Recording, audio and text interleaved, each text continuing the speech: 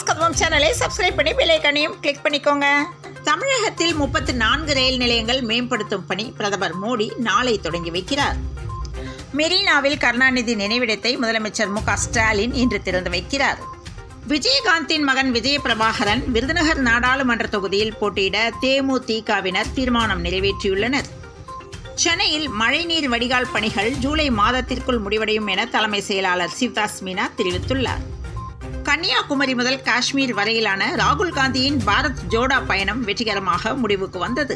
பிரதமர் நரேந்திர மோடி கடலுக்கு அடியில் மூழ்கிய துவாரகா நகரை பார்வையிட்டு வழிபாடு செய்தார். மின்சாரம் தாக்கி உயிரிழந்த சிறுவனின் குடும்பத்தினருக்கு ரூபாய் 2 லட்சம் நிவாரணம் முதலமைச்சர் மு க ஸ்டாலின் அறிவித்துள்ளார்.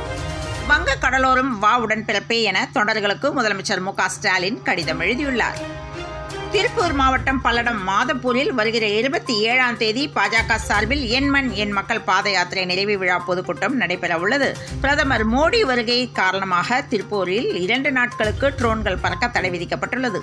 தமிழ்நாடு முதலமைச்சர் மு க ஸ்டாலின் இன்று தூத்துக்குடியில் நடைபெற்ற தூத்துக்குடி மற்றும் திருநெல்வேலி மாவட்டங்களில் பெருவெள்ளம் மற்றும் அதிகனமழையினால் பாதிக்கப்பட்டவர்களுக்கு நிவாரணம் மற்றும் நலத்திட்ட உதவிகளை வழங்கிடும் நிகழ்ச்சியில் மொத்தம் 2,21,815 பயனாளிகளுக்கு ரூபாய் 423 கோடியே 95 லட்சம் மதிப்பிலான நலத்திட்ட உதவிகளை வழங்கினார்.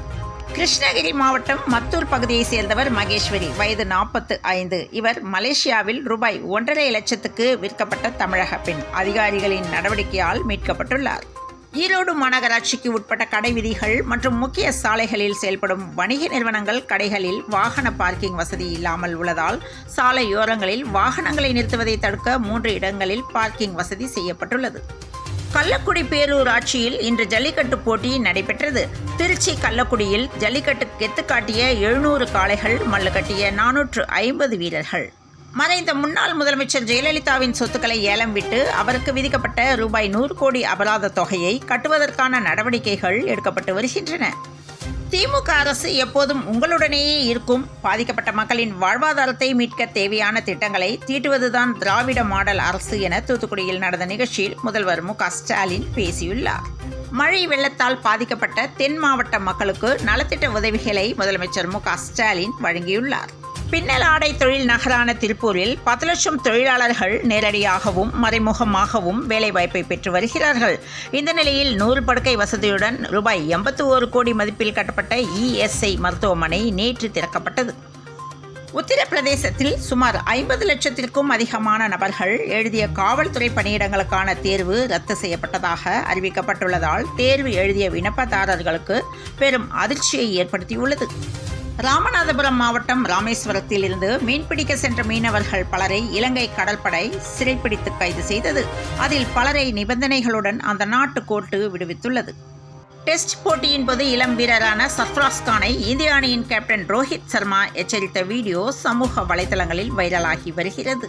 இங்கிலாந்துக்கு எதிரான 4வது டெஸ்ட் போட்டியின் முதல் இன்னிங்ஸில் இந்திய அணி 307 ரன்களுக்கு ஆட்டமிழந்தது.